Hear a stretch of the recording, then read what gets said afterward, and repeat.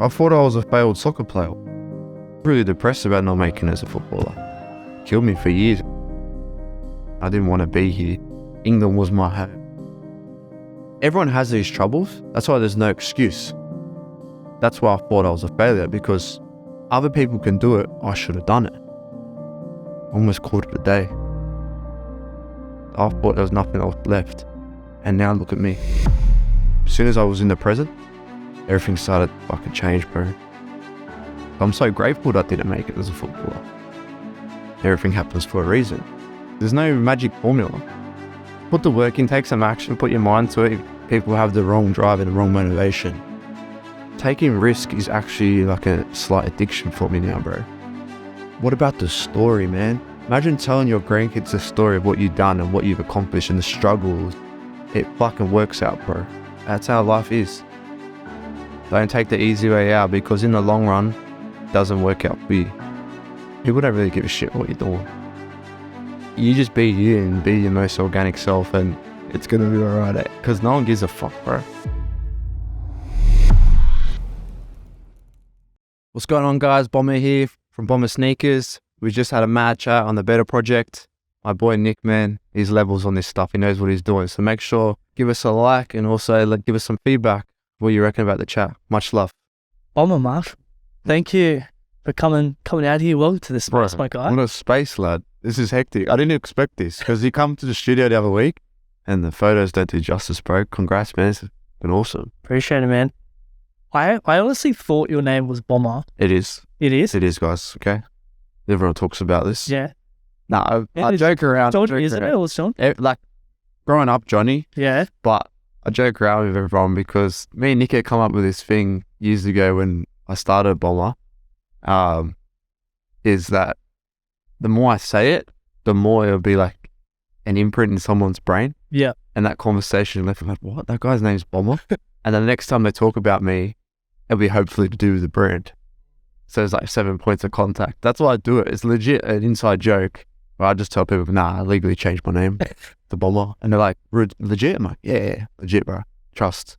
That brand awareness. You know, I never knew who you were, but those damn fucking stickers of yours that are everywhere. I'm like, who is this guy? And then I found you. Like, what was the go of the stickers? Was there actually the mindset of brand awareness? Yeah, so I've spoken about this before. There's a brand called Obey. Shepard Ferry ran it. He still runs it, but when he first started, he was doing paste ups and stickers. There's a documentary, Exit Through the Gift Shop, and he's featured in it. And it's like a Banksy documentary. Yep. And what they talk about is just getting up. But he has a term called phenomenology. And what that is people seeing stuff out of the norm. So if you see a street sign with something small on it, and they're like, you usually tend to go, what the hell is that on the sign? And then you see the sticker. So it's just seeing something out of the norm, you know? So I got that. My nickname comes from graffiti. So that's where it comes from. That was like my tag growing up. And yeah, so from there, I didn't want to use spray paint because I would get in trouble. So I had a brand called Mac. And what I used to do is to put Walter White's head everywhere and paste it up everywhere. And that got awareness, but I didn't know how to run a business. Like, I wanted to sell shirts off that or whatnot. But that got heaps of awareness. I got on like Sky News, and I done an Archibald Prize thing with Mark Latham. He wanted me to paint him and stuff, like with art. Really? So I got on that, and yeah, the Australian newspaper, that brand got up just from doing stickers and paste ups. So I thought, when I first started Bombr, I didn't have much money. So I'm like, bro, what can I do to implement on this? And this is what I take from every loss is some kind of lesson. So I was like, I could do stickers again. Get a mad logo, drew it up myself, got someone to vectorize it. And bro, in COVID, I shit you not, I reckon I put up 1,500 plus stickers everywhere. Bro, I'd put a podcast on, I'd walk from the top of High Street. This is just like when I started Penrith. I'd walk from the top of High Street where the train station is, that side, and walk all the way down and around and just do laps. And I'd also think strategically of where people would walk, what they'd like do, like what they're doing, where they'd see it. Yeah, that's how I think. So the more they see it, more brand awareness there is, and hopefully adds to more sales. But if not, they know about the brand, they talk about it. So yeah. They know you now. That's it, bro. Yeah, it's funny because literally the first thing everyone talks about is like, bro, I see your good stickers everywhere. I'm like, oh, thanks, bro. It takes a lot of commitment, eh? Just bro, yeah. how many? You said about 1,500 stickers. That was just in COVID, like not even the first 6 months of COVID. I printed thousands off, bro. You're just going out most days. Literally, I've been a bit slack lately because there's so much going on. But my thing was like, if I do 5 a day, I'm sweet. Wherever I am, I just put it up. 5 a day, I'm sweet. That adds up to so much advertisement, bro. You just got stickers with you all the time. I'll show you my van when you leave. But yeah, they're all always on me. Because even when I would drive, I'd stop at stop signs and stuff, and I'd see your stickers, and I'm like, see, that's the thing. You see it once, and you see it. Yeah. You never unsee it. Yeah, you see it everywhere, right? It's just like when you buy a new car, then you see that car. Yeah, it's like same thing. 100%. That's fucking smart, man. And I think for anyone wanting to start a business, small things like that, you don't need heaps of money to get brand awareness out there. You just need to be creative. Yeah, I've noticed a lot of these young lads around there, and big ups to them. Like, I've got a young lad, Chubbs. He puts up heaps of stickers everywhere, and there's a few others. Seta started, my mate Seta, the brand I'm wearing today. But they just do it, and it's good because it's just now it's just like one point of contact that you do need. I see people resharing their stuff all the time. It's mad. I think I'm gonna get some stickers. Get some stickers. I give them to me too. So. Well, I'll chuck you up. Excellent. I'm just amazed that you did it by yourself. I thought you had like a little team just going around. Look, I'd have like mates every now and again would take a couple. Yeah. I'd have like my brother, for instance, took like a shitload to London, and bro, there's all my stickers up in London now. Wow. I got a few up in New York. I've done a trade with some like graffiti artists over there, so he sent me some. I sent some back. So I got my stickers up in Brooklyn and that, like mad photos. So it's just like little things, bro. You don't realize, but something as small as that goes a long way. Yeah. And what's it like, seeing your stickers on the other side of the world, like your brand, your face? Bro, I think it's like kind of like imposter syndrome when it comes to that. Yeah. Because I look at it, I'm like, I don't know. It's like, is that me? And then when you think about it, it's like, fuck, that is, and that's fucking hectic. Because your shit's everywhere, bro. But yeah, it's like it's weird to think about it because when you really do, it's actually a spin out. And you're just like, fuck, bro. Like, is this me? How did I get over there? Like, do I deserve this kind of clout, or not even clout, like kind of notoriety? Like, is this meant to be? But yeah, it's funny, bro. It's funny seeing it everywhere and people reposting and whatnot. It's kind of a spin out. Definitely. And for people who don't know you, let's go back and be like, what do we need to know about Bombr to better understand that man that sits here today? Like, were you always a creative growing up? Or? Yeah, bro, I always was drawing. Yeah. Started with Dragon Ball Z as a kid. Bro, like, I loved that show. And then I'd always draw trainers. I'd always draw soccer boots. I was always into my soccer and stuff, but it wasn't when I got really badly injured is when I started to pick up a pencil and get really stuck into realism. So I used to have a mad passion for realism in art.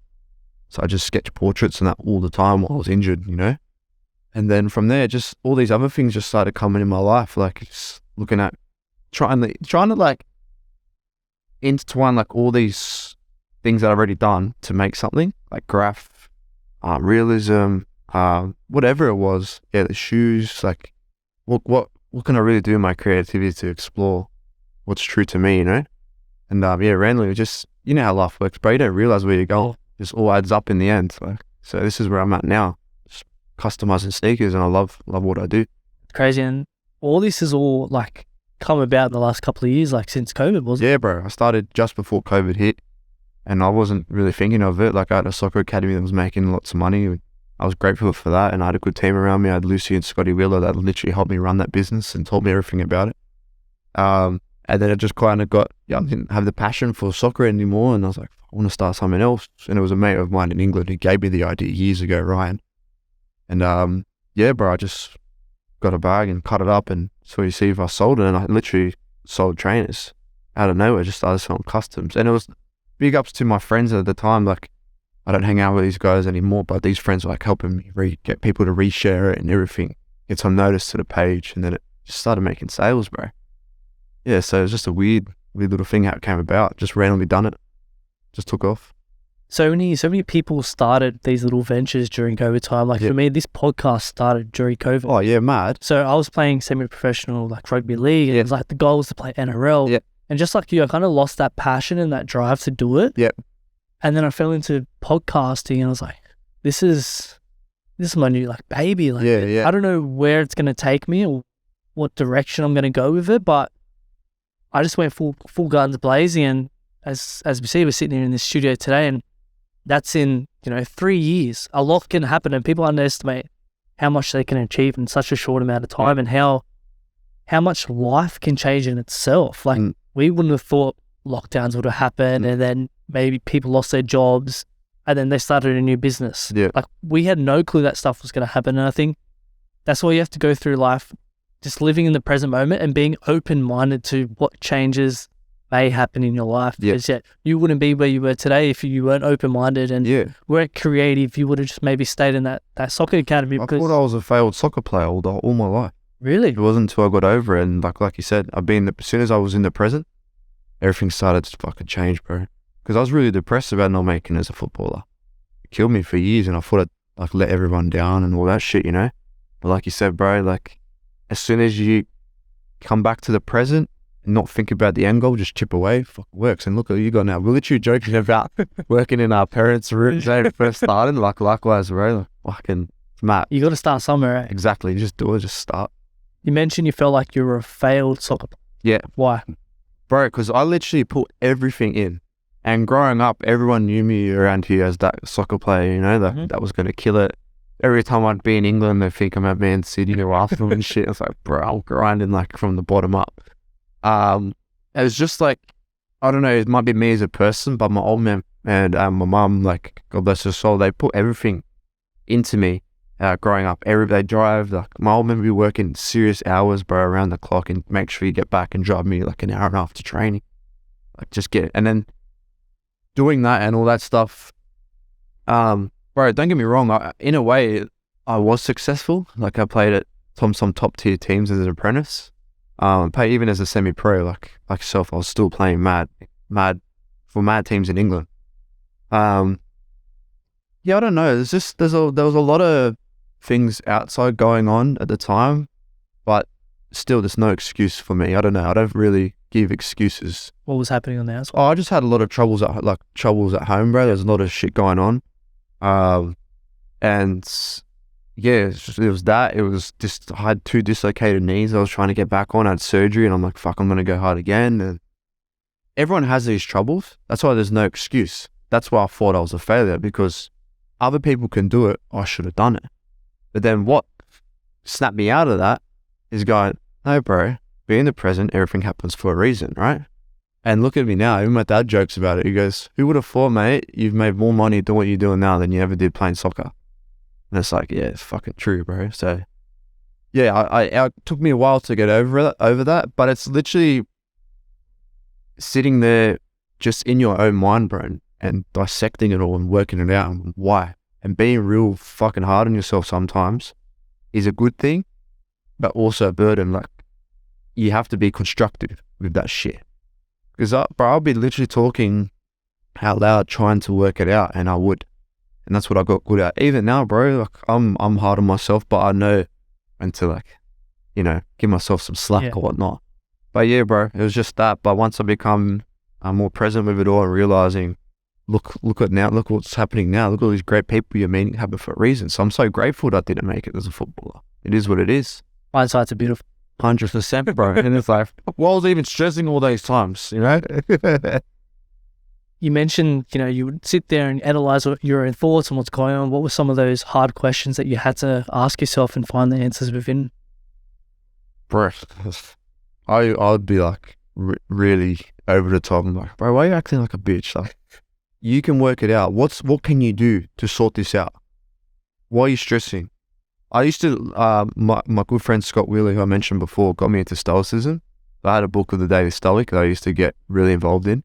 And bro, the Stoics talk about it all the time. Like, your emotions are nothing really, because at the end of the day, you're going to die. And my thing now is you could die tomorrow. So why are you stressing about this today? So just let it go, bro. Move on. Be in the present. And that's the kind of stuff I tell myself, End of the day, you could die tomorrow. So why are you stressing now when you can live life in this amazing moment and be happy and be grateful for what you've done and all the great people around you? Just be present, bro. You'd be sweet, But that Stoicism stuff helped me a lot because, man, like Marcus Aurelius and Sanika and all that shit, bro. They used to know their stuff, man. So mad. I feel like that's why a lot of people struggle, especially with mental health. We're too busy focused on the past. Yeah, you're fixated on it. Or thinking about what could happen in the future. And for me, anxiety played a big part of my life, which is the future, thinking about what's going to happen, fear of failing, like all these fears that would come up for me.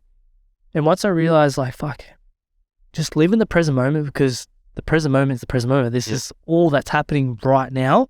The future is not happening. The past is not happening. Like, it's already gone. Yeah. So why get so caught up in those thoughts about it? Yeah. Makes such a difference. For 100%. And don't get me wrong, it's not easy for a lot of people because they've never been taught or they've never read a book that they needed to read or anything. So don't get it wrong, bro, mental health, people actually struggle with that shit and it's a real thing. But if anyone's listening to this, man, it all works out. It's fucking the most cliche thing, but it literally does. It fucking works out, bro. And that's how life is. You might think this door's closing, but literally it's opening all these other beautiful doors. And you don't realize you could choose whatever you want and just go with it. It's just life, man. Life's beautiful.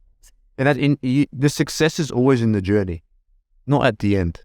Like, obviously you want to have, be able to support your family, have a house, this, that, have all these great things. But fuck, bro, what about the story, man? Imagine telling your grandkids the story of what you've done and what you've accomplished and the struggles and all these other factors that were involved. And look what you are. Because, bro, look at our ancestors, right? Look at the shit they went through. They went through world wars. Some people went through concentration camps and made it out. Like, that's the shit they had to go through. So do it for your ancestors, man. That's one of the things I've kept with me is imagine your ancestors went through all the shit they went through so you could be where you are now. And that's facts, bro. Without them, we wouldn't be here. That's it. As far as Anzac Day, so we forget, eh? 100%. Yeah, bro, spin out that shit. That's I'll go real deep sometimes with it all. I love that because if the path was so easy, if it was all sunshine and rainbows, like, it wouldn't be a journey, would it? Yeah, exactly. That's what life is. It's up and down. It's the roller coaster of life. Yeah. And that's what makes, I feel, life enjoyable. Yeah. Because all those setbacks, all those failures, if you want to call them failures, there's so many lessons and blessings that come off the back of that. And you learn so much. And I'm sure, like, throughout your journey, even now, we're going to continue to learn and grow as we grow. When it comes to soccer, what were some of the lessons that you learned which now translate over to business? There's plenty, bro. I'm trying to think some that are more relatable. You're always in it. You're your worst enemy and you're always in it, like, by yourself majority of the time. So you need to be you need to be in form all the time, or try to be. Even if my thing is, I rarely do it, but if I'm in a shit mood, I make sure if I go into work, I'm in a happy mood. Because then if I'm in a shit mood, everyone else is in a shit mood, and then everyone's like just, fucking moping around or whatnot. What else, man? Honestly, the things that I've actually learnt from soccer is confidence. Because I used to be not so confident as a young'un, and then when I went to England with the proper players, man, bro, I got a lot of confidence. So this is where I get my confidence from. I was never confident. And also my old man drilled that into me, you have your first tackle, like, put it in. Like, well, it's not that hazy now, bro. You don't get, like, now there's ballerinas and that, like, diving on the floor, I can't stand it. But when we were growing up in England, it was proper, like, hardcore, man. You had to be with it on that day, Always thinking always, my one is 3 passes ahead. So that was the goal, but now it's 3 steps ahead. And like we're saying, not too far into the future, but if you're calculated with what you're doing business-wise, you're going to be, better off, because I know I'm going to be doing customs, but not forever. So what can I do 3 steps ahead of that to make sure I'm always going to be okay, or at least there's an avenue there. Worst case scenario, that's what I can hit. So 3 passes ahead, but now we say 3 steps ahead. And those 3 steps ahead right now for you, is that the custom shoe that you're making? So that actual shoe that I showed you the other day, you're one of the first people to see it. Great. Yeah, bro. And thanks for taking time to look. And clothing and apparel. And also, man, I'm not too sure yet what the next one is. There's quite a few. There's brands that I want to help my mates with. Content obviously is a massive part. there's all these different things. So maybe I've got 4 or 5 steps ahead. I don't know. But yeah, it's fun. Do you feel like as an entrepreneur, you always have so many ideas, so many thoughts that you can get caught up in them and not be prioritizing your top ones? I'm worst at it. That's why I think I got ADHD. But it's actually that. I got creativity overload. And Nick, my best mate and business partner, he's the same, bro. We don't shut off. And we literally like, are you diagnosed with ADHD? Because we be talking about one thing and then our idea instantly comes ahead and we'll talk about it straight away because we don't want to lose that idea. But yeah, bro, 100%. 100%. Bro, I've got a Google Docs and every time I get an idea, You have to punch it in, right? Yeah. if not, I forget. And then I come back and I'm like, holy shit, I had all these ideas. We're talking about, the ones where you come up with like a mad concept or idea. For instance, we were playing golf once and we're celebrating something, so we had some cigars on the golf course. And my mate Nick here goes, bro, this is a year ago, I'm going to make a cigar holder. Go for the golf course. I'm like, not many people smoke cigars. He goes, trust me, it'll work. What happens, we're at the gym yesterday, I'm on TikTok while in between sets, and this guy made a hectic cigar. Oh, really? It's like, I told you, bro. And I was like, should have wrote it down. But yeah, 100%, bro. Being creative, there's always shit going on. I'm curious, coming back to soccer, you finishing up your career, I'm sure it would have been amazing experience playing over in England, but coming back to Australia, did you have some sort of identity crisis? I'm sure you would have been known, as you said, as a soccer player. Yeah. Now you come back, you're not a soccer player anymore. Bro, I went straight to being a painter. I'm an old man. Yeah? For me, I had a lot of more respect for my old man because you work out how hard being a tradesman is. But at the same time, I was like, why am I here? Like, I don't want to be here. And he'll tell you, bro, I used to get so angry at being on a job site. And it wasn't until, like I said, you just become a present moment and this is not forever, If you really want to do something, it's going to happen. You just got to take some action and put your mind to it. But bro, as soon as I was literally depressed, man. I didn't want to be here. England was my home. Like, I grew up there playing soccer. And doing that and a couple trades at the time, like a couple labouring jobs and that, bro, it really hits home. And this is what I feel for the athletes here, especially like the rugby league players and that. A lot of them get lost in limbo. But they need to know too, it's going to be fine. Like, find your true passion and just chip away at it and it'll work out. But yeah, bro, massive.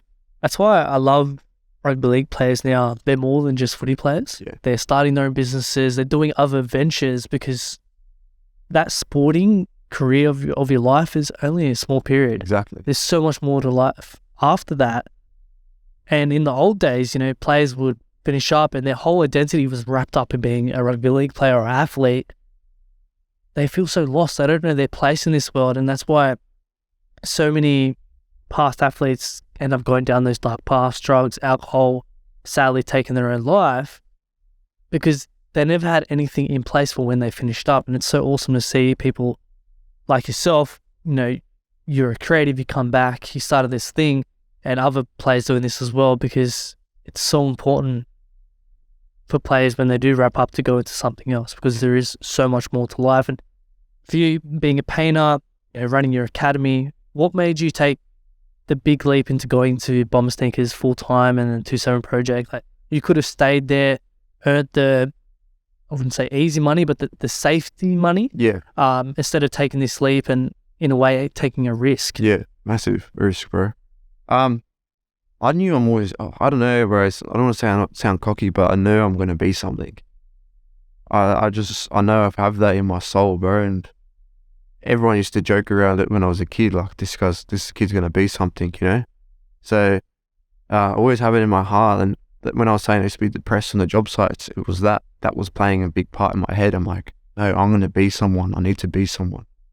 And just taking risk is actually like a slight addiction for me now, bro. Because if you lose, you just go again. And taking risks is really hard for some people. But for say me and my best mate Nick here, it's exciting. Because you're just gonna go. If you can give it everything you've got and it doesn't work, it wasn't meant to be. But you gave it a shot. If you do it half-assed and it doesn't work, it's gonna play in your mind. So if you're gonna take a risk, give it everything. But yeah, bro, I just thought I was gonna be. I knew, even to this day, I know I'm gonna be something big. I know I want to prove all the naysayers wrong, especially growing up. You get them all the time. And also, I want to show all the kids in the area, like all the rugby boys do now, and the rappers, you know, you got your 1-4s and that you can be something. You don't have to do the norm. You don't have to be normal. If you got a passion for something, just go full force at it, bro. And that's what I want to show. That's what I think I put on this earth to do, is one, to protect people that need to be protected, spiritually, and mentally, I guess you could say, and also show people that it's capable, like you can do it. So that's why I think I've always had it in my soul, bro, that I'm going to do something and be someone.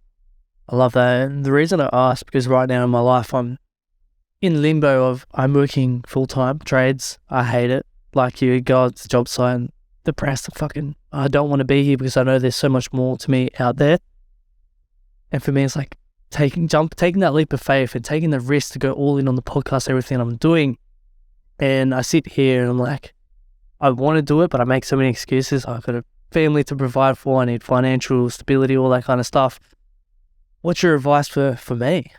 For you, bro? Yeah. I think like there's no perfect timing for that shit. It will just happen. A wise businessman told me once, and I was stressing over numbers in my academy one time, and he goes, bro, you're going to look at this in a year to 2 years time and be like, why were you stressing? Or why was I overthinking it? Why did it, like, it will just, if it's meant to be for you, brother, it's going to happen. And you can feel it. I can feel it. Everyone that's met you can feel that. So don't ever put a timeline on it. It will just happen when it's supposed to. Right now, if it's meant to be, you still have to do the shitty jobs, you know, being on the tours to provide for your family.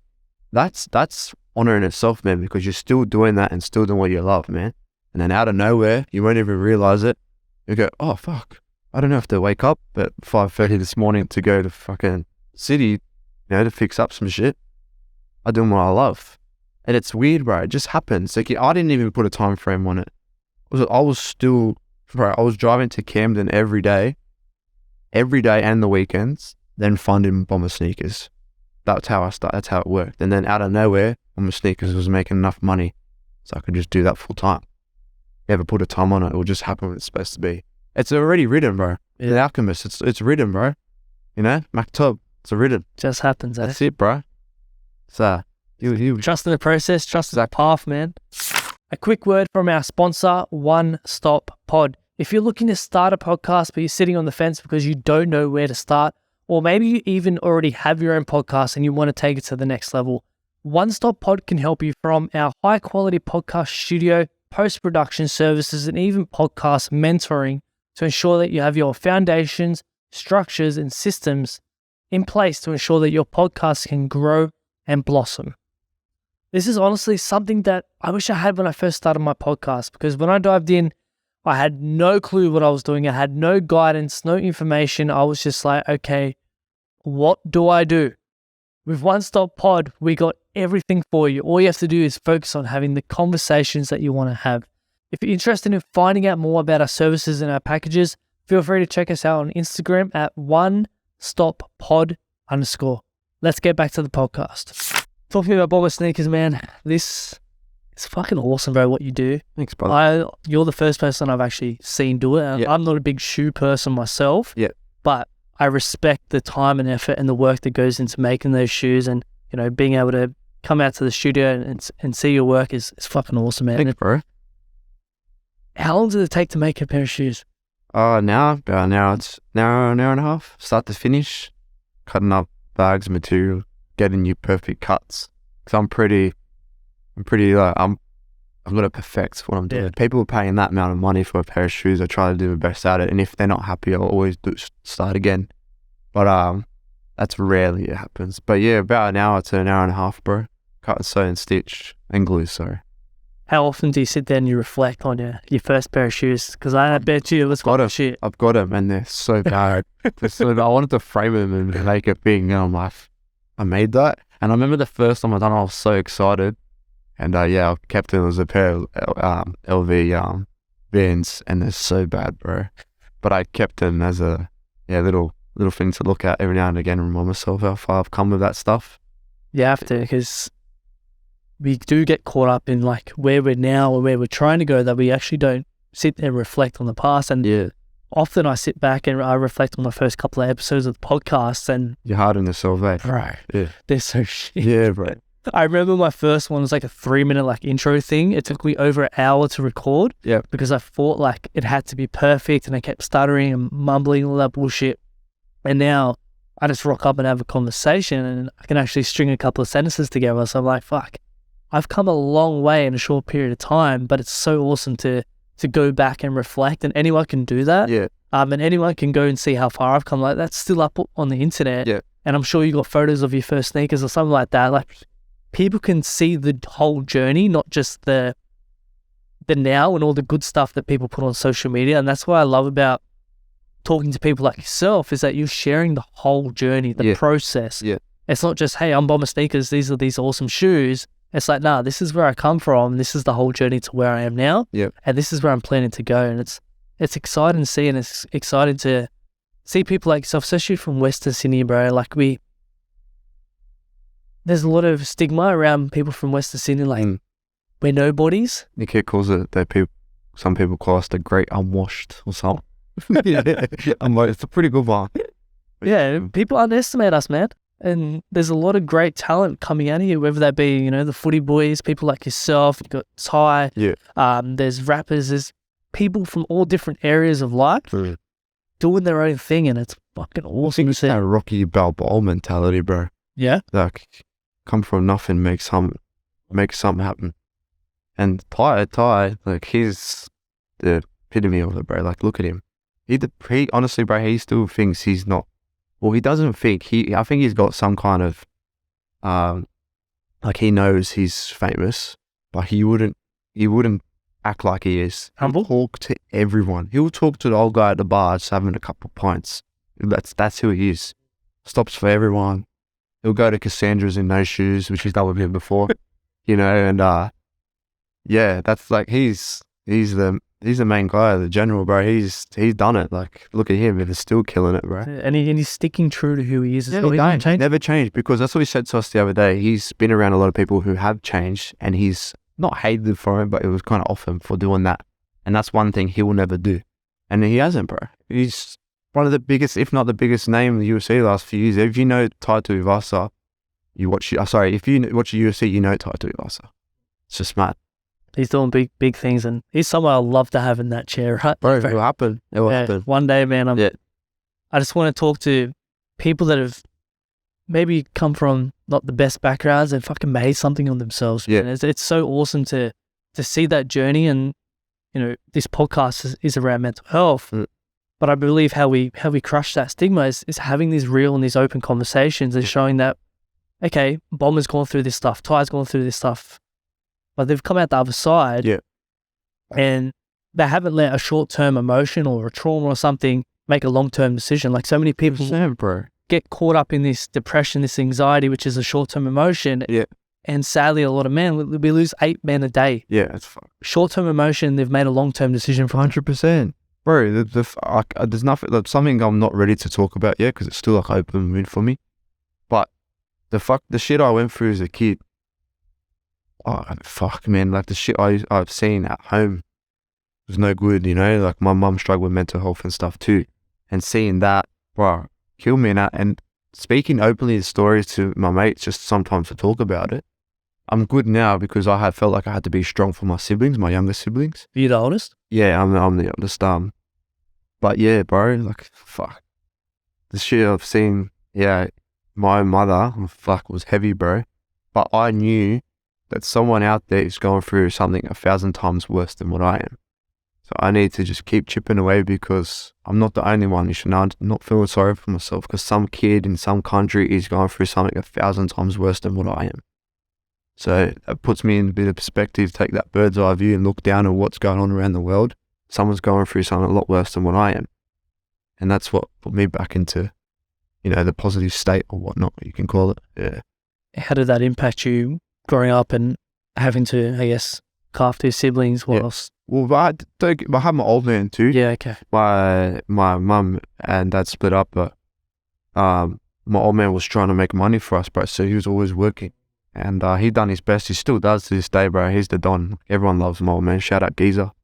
But yeah, it was just I didn't want my brother and sister to see too much what was going on, you know. But bro, they're strong as they're hard as nails too mentally, man. Like they're killing it in life too. But yeah, it was just something I felt like I had to do. I've always been like that, you know. I got the Archangel Michael tattooed on me, and one thing that I always think about is that guy and how he would look after his soldiers or whatnot around him or his family, like up in heaven, bro. So that's who I aspire to be like, is the Archangel Michael, man. And that's what I felt I had to do for my siblings, bro. What was going on at home, and my mum, she was an amazing person, bro. But it was she had her demons, and I just didn't want my brother and sister to see that. Even though they did, I didn't want to see it as much as I was, you know. And it is what it is. We just accept it, and we've all moved on, and we love her to death, and it's mad. So you had to grow up essentially. Did you have much? Bro, at 14, I was a man. Yeah, wow. 14, 15, I was a man. What my dad done was though, like he wanted me out of here. He just sent me overseas, and I just lived over there with a team of 15, and just got on with my life, bro. And yeah, that's what made me grow up quick, is I had to fend for myself in a way. But my dad's smart, bro. He done that on purpose. He'd always be there for me if I was fucking gonna be kicked out on the street, but he knew what he was doing. This place, he wasn't good for me at the time. Go do what you love, and I'm gonna be there to help you no matter what. And that's what he done for me. So it's mad. Yeah, well, no, I'm sure that played a massive role into who you are today as a man. You know, from 14. Me, when I was 14, I was a child. I was a kid. Like I was never that independent child. I was a mummy's boy, dependent, all that kind of stuff. So for me, sitting here and hearing that, like, it's hard for me to relate, but it's awesome to see that. Yes, you went to the other side of the world. Yeah. But so many people would be like, I'm sure you would have been homesick at times, but so many people would have been very homesick and gone down a dark path because they feel so lost. Weirdly enough, the only time I'd miss home is seeing my brother and sister or my old man on Skype. Yeah. But other than that, bro, it was like escape for me, being halfway across the world, bro, because England was like an escape. Being there, being around footy, like something I've loved with everything, was mad, bro. So it was an escape for me. So I didn't really get homesick, but a lot of Aussie boys that used to come trial did, and I understood that. It was just normal for them. But they didn't realise what was going on with me, so that's why I didn't really care that I was away from home. So, but yeah, so it's not easy, bro, but it was, fuck, man, that's some of the best times of my life being over there, man. Sure, it would have been. And you said escape from what was back here. Is that what you mentioned before? Yeah, Escaping from what you've seen and what you had. Just what was going on at home, bro, you know? And everyone is not blessed enough to have that escape, bro. They have to go back home every time and go through that for the rest of their lives sometimes. But I was blessed enough to have it. That's why I said I didn't have necessarily a bad life. I just had, everyone has their dramas, bro. And you just got to do your best with them and try and transmute that into some good energy, mate. And as soon as you do that, I feel like when it comes to all this manifestation and stuff, I believe in that heavily, but I also believe in my faith. And I've kind of met in the middle with that, like with God. And I feel like when you're going through those troubled times, being positive, I know people don't want it. I'm still guilty of it. People don't want to be positive when they're feeling shitty, angry, or hate, like they have hate and all these other emotions. But if you are positive in those times, I feel like all these great things that could happen will definitely happen because it multiplied. If you use positivity in the most negative times, that's like a multiplier to actually get what you want and what's supposed to be for you there at the end of the road, you know? I've always been like that. Conor McGregor's even talked about that when he was on the dole, bro. Yeah, okay. He'd still think about being this world champion and being the most famous face of the UFC when he was getting $12 a week or whatever it was from the dole. So initially, what I'm saying is, yeah, if you think about being positive or during those darkest times, bro, you watch everything fall into place because it's happened to me. It's happened to me and many others, bro. So, yeah. And you got to back it up with action, though. So many people think they can stand in a mirror. Guilty of it. Let's go, yeah, and this, that, and like, nothing's happening. But action's the main part. It just can be one thing, brother. It could be starting the Instagram or reaching out or getting that piece of clothing you want to sell, getting the mics ready for your podcast. Just taking one little bit of action in it. just becomes momentum into great things. That's it. That's how you build confidence. I was listening to a podcast the other day is you don't just gain confidence. You gain confidence by doing the shit that you say you're going to do. And by doing that, you're like, fuck, I can actually do this. Yeah. And then you gain confidence, like that circle, that positive feedback loop. Yeah. Do the shit that you say you're going to do. If you're going to say, okay, I'm going to go to the gym for 4 days a week. Yeah. Make sure you go to the fucking gym, because by the end of that 4 days, you're like, wow, okay, I turned up this week. Yeah. And you're going to continue to turn up. Yeah. Do the shit that you say you're going to do, man. And that's how you build confidence. Yeah, 100%. And bro, I'll tell you an example. You know how you seen the 2/7 stuff that I'm doing, like advertising for the place or whatnot, on the camera? Bro, I didn't have Instagram for like 3-4 years. I could never fucking speak in front of a camera. Yeah, I was scrolling through your Instagram like, fuck, this guy doesn't even post. No, I didn't post. But talking in front of a camera, bro, I could never do that. And now, because I hated it, Nick, that's why it worked. I hated it at the start, but I knew something good would come off it because I hated it. And now, like, my mates are saying, like Nick, Ty, and Chris the other day, my business partners, they're going, bro, you're fucking natural. I said, bro, you sure? Like, yeah, you killed it. I said, I couldn't speak in front of, let's go back 3 years ago. I'll be, started on the camera because I couldn't do it. But now, because I've done something I didn't like over and over again, it works, you know? So something as small as that, you take that with everything you do, or something that you don't like, you don't want to do, have a go at it. What's the worst going to happen? That's it. You're just going to be better off. It's all about the repetitions, man. 100%. Get the reps in, brother. That's all it's about. That's why, like with this podcast, coming from where I went, putting in the repetitions each and every week, I'm so much better at my communication now. And I was just like you, I hated being on camera. I was like, fuck, what do I look like? How am I going to say? Like, all this. You think of all these factors, eh? Yeah, all the outside stuff without going within them is just like being in the present moment. Yeah. Just doing the thing that you want to do. Do you reckon you think like that because what other people are going to think? Definitely. Initially? I have that fear of judgment. Yeah. Especially in the beginning, like I used to record skits, right? Yeah. For my business, for family business. So I work in my family's air conditioning business, and I would record these like skits, and I put it out on the Facebook page. I was like, fuck, what are all these people going to think? Because a lot of them are like older people, and they think this guy's a dickhead and shit like that. But I put it out there and it got mad traction. It actually brought in a lot of business. So I was like, fuck. Bro, I'm doing all this funny shit, dumb shit all half the time now because I don't care. Like, I'll do these skits where Nicky will go, oh, ready, improv, go. I'm like, yeah, cool. I'll be some random rapper or something, you know? But, yeah, bro, that shit's good for you. But at the end of the day, when you realize that people aren't going to think about this shit the day after, well, they're not going to really think about it as soon as they finish watching that video. People don't really give a shit what you're doing. You just be you and be your most organic self, and it's going to be all right. Because no one gives a fuck, bro. No. Yeah. They scroll. Yeah, that's it. So it's just like, just do it, bro. Wear whatever you want. Be whoever you are. Just have a crack. If you want to be funny, because someone's going to find you funny. But at the end of the day, not many people give a shit. So what's the point of caring and overthinking about what others are going to think? Definitely. And that's a big part why I'm going to be getting back into like vlogs and creating like skits and like being more creative again. Because like I was so focused in on the podcast, whereas what started me on this journey was vlogging and documenting the journey and me just being myself on camera and being a dickhead and shit like that. I'm going to get back into doing it. And today's actually the first day I'm vlogging, so I'll do a little vlog piece after this. Yeah. Man, it's awesome to see us getting out there and putting ourselves out there. And people don't like to hear that, though. People don't like to hear that you just got to put the work in. Yeah. It's so cliche, but literally that's all it is. There's no magic formula. Put the work in, take some action, put your mind to it. If you have faith, like me, bro. If I didn't have my things, you know, I have mad faith in God. I know my destiny's set. But I have faith no matter what, bro. If I have nothing, I know it's still going to work out.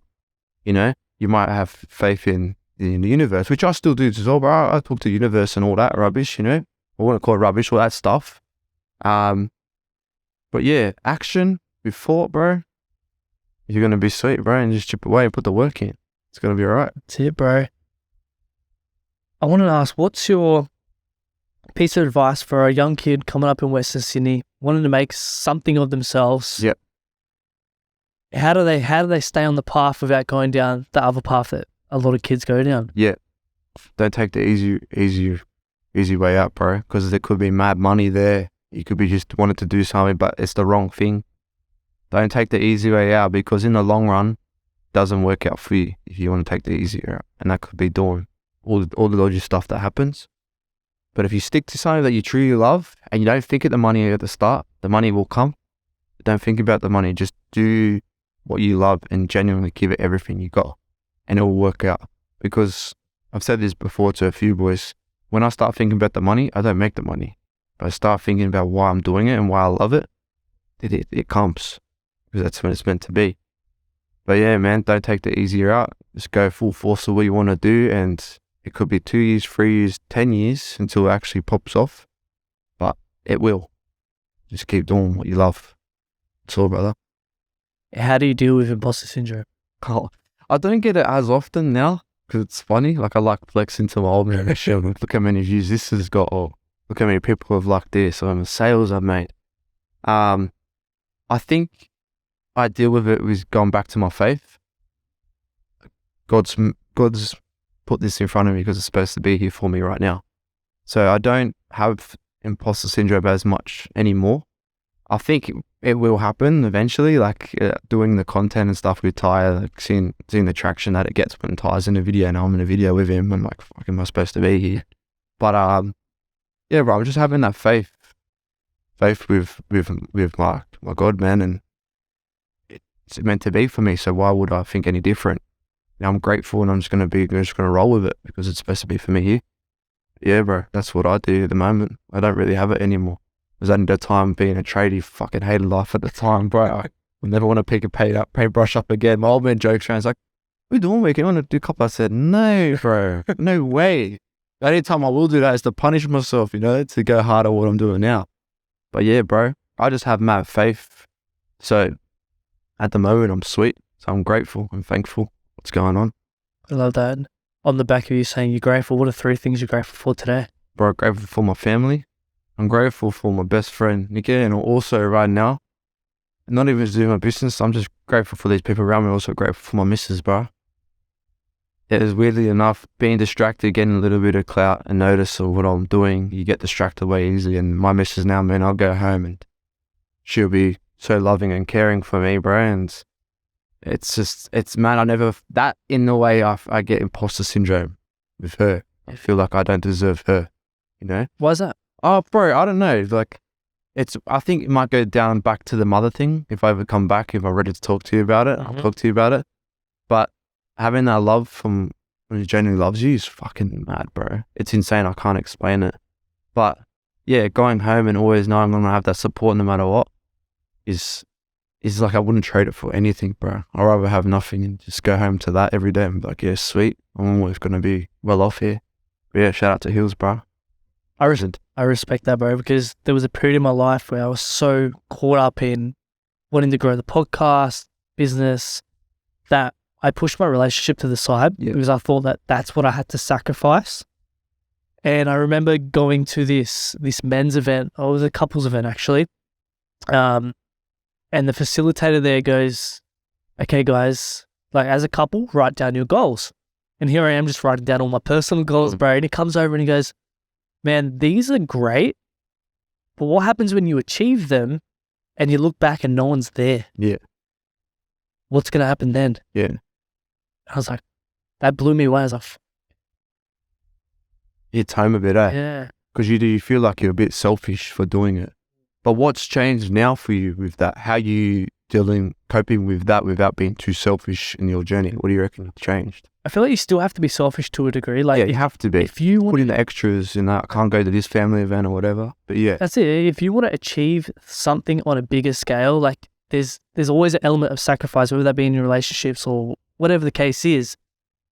But for me, a big part was hearing that from that facilitator, because I really put life in perspective. I was like, yeah, cool, I could achieve everything that I want, but if I don't have that person to come home to, if I don't have that love there, what's the point? Yeah, exactly. So for me, it was choosing my priorities. Okay, do I really need to be spending time watching YouTube tutorials and stuff like that? Yeah.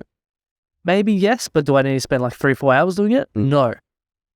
The big thing that made a difference in my life was becoming a dad. Yeah. Because then you really need to sort your priorities out. How old's your little one? She just turned 1, bro. Oh, wow. Congrats, bro. That's mad. So it's been a it's been a crazy journey becoming a father, but honestly, it was the best thing that. Did that light the fire for you to go hard? 100%. Like when I first found out, I was like, fuck, what did my life come to? How am I going to deal with all this?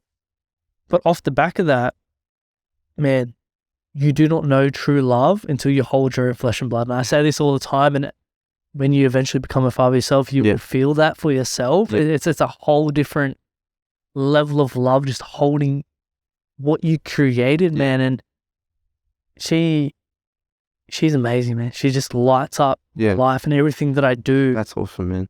Is yes for me, like, because these are my personal goals, but my family is what benefits off the back of it. See, that's the thing though, right? So now you just told me that, because that's my drive, right?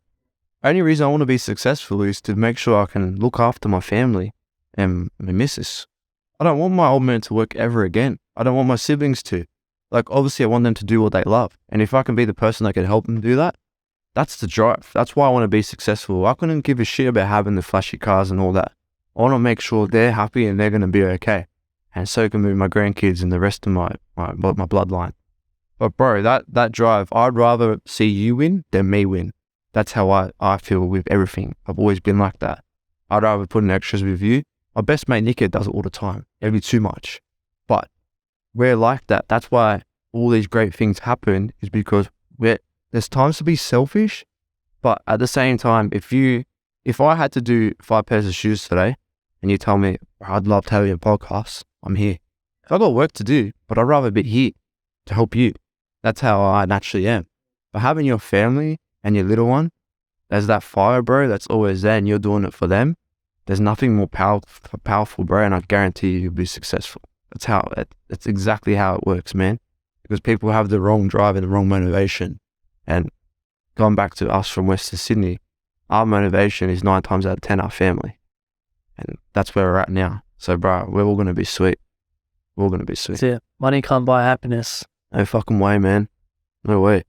Yeah, it's an amazing journey that we're on, bro. Yeah, bro. So we just roll with the punches, mate. The success is in the journey. Can't wait to see where we're both at in a couple of years' time, man. Is there any kids on the line for you coming up? Bro, I'd love to. Yeah? I'd love to. My missus just bought a house with her brother, I was telling you. But like, my turn is to just keep pumping the business, and then I'll sort out that stuff later. But maybe in a couple of years, once we get everything. There's no, like you, bro, there's no perfect time. It just happens. But if it happens, it happens. For bro, yeah, 100%, I'll need a mini-me one day, man. So I can teach him, you know, like, little lad. That's it, bro. Yeah. Bombr, what does the next 5 years look like for you? You mentioned you want to eventually start a family, your own custom shoes. What else have you thought about? Or maybe who you are as a person in 5 years. Oh, bro, just want to make sure I'm humble. If all these things pop up, which they probably will, stay humble and true to myself. Make sure I'm always giving back to the area somehow, in the community, giving back to my family. I'm guilty of it now. I'm not making enough time for my family and stuff, but like you said, you work it out the hard way, so I'm making sure I'm answering phone calls, ringing or whatnot. But yeah, just being the best version I can be, bro, as a human being and as a man. And make sure the ancestors and everyone looking down on me from upstairs, bro, are proud of me. And that's it.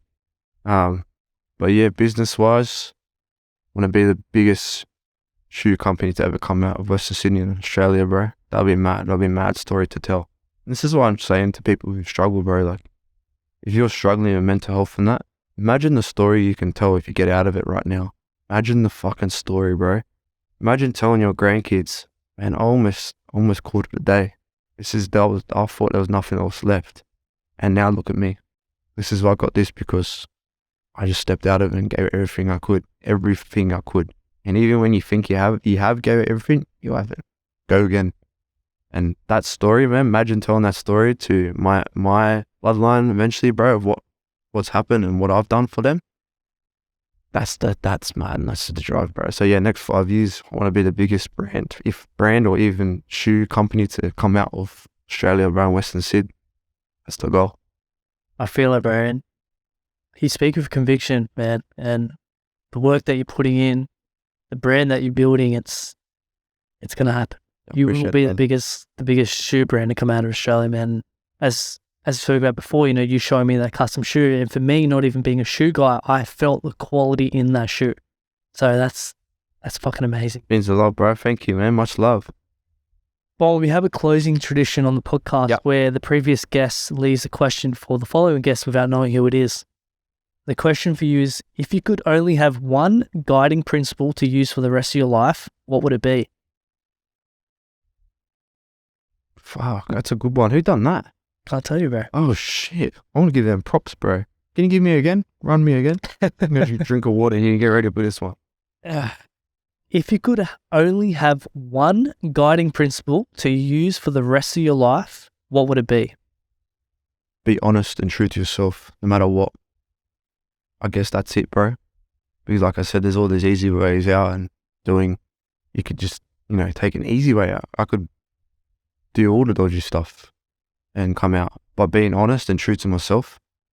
Yeah, I think that one thing, if I can wake up knowing I've been honest and I've been as true to myself as I could possibly be and to the ones around me, I feel like that's success, a little success in life for me anyway. But yeah. Oh man, it's been a pleasure, bro. Where can the people find you, support you, and see everything that you're doing? Instagram at Bombr Sneakers. And I'll give props to my studio with my brothers there, Nico, Chris and Ty. Might have seen some of my stuff lately, but yeah, at 27 Project. That's spelt out the word 2 and then number 7 and the project.